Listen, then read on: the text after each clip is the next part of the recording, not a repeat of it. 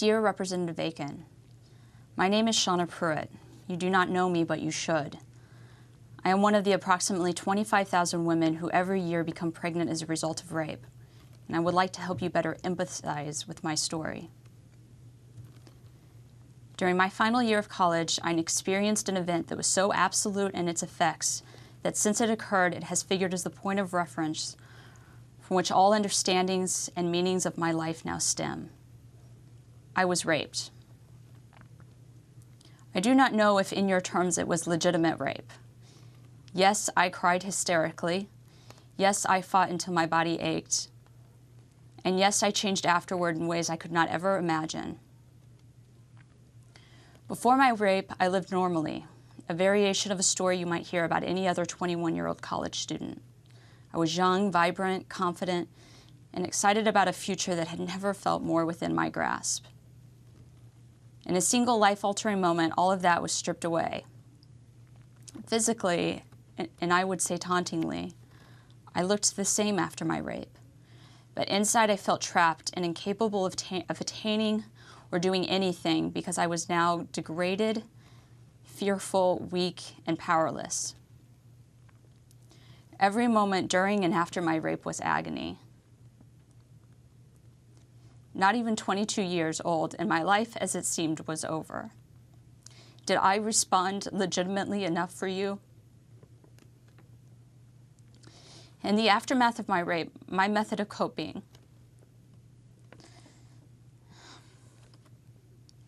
my method of surviving was to resolutely pretend that my rape had never occurred.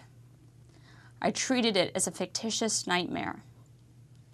I convinced myself that if I just lived as I had before, I would be as I had before. Different plans were in store for me. A month after my rape, I learned I was pregnant from the attack. From this realization, I felt many things: scared, shocked, even betrayed by my body. But most poignantly, given your horrifying comments, I felt raped.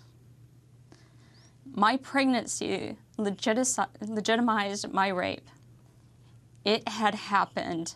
This was real. Given your underestimation of the powers of the human body, I suspect you abruptly have concluded that you know how my story ends. But never underestimate the intricacies of human feeling and experience. Although I would not be able to articulate it for months, I was experiencing a most curious emotion toward the life growing inside of me, an emotion that both enlivened me and caused me to feel an intolerable shame. You see, to my surprise, I did not altogether hate the life growing inside of me. Instead, I felt a sort of kinship, a partnership, perhaps the kind that only develops between those who had suffered together. But nevertheless, I felt a bond. I admit that these feelings made me feel for a long time like a bad rape victim. Why did I not feel hatred? Why, instead of being a source of further darkness, did this pregnancy feel at times like a small source of light? Perhaps the answer is as simple as this. Just as being raped did not override my body's natural ability to get pregnant, rape did not altogether override my body's natural response to being pregnant. It was not an overnight decision, nor was it an easy decision.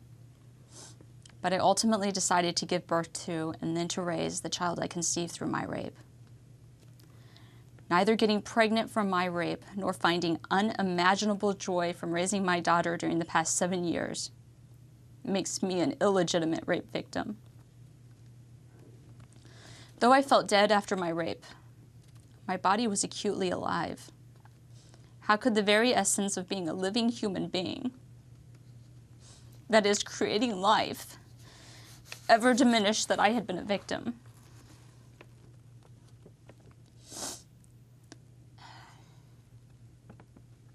Today I'm an attorney and the busy single mother of an amazing second grader. My rape is responsible for both of these roles. You see, I enrolled at Georgetown Law School after learning firsthand that pregnancy from rape creates unimaginable obstacles for women who decide to raise the child they conceive through rape. In the vast majority of states, a rapist has the same custody and visitation rights to a child born through his crime as other fathers enjoy. In 2010, a paper I wrote on this topic was published by the Georgetown Law Journal, and I continue to travel throughout the country speaking on this issue.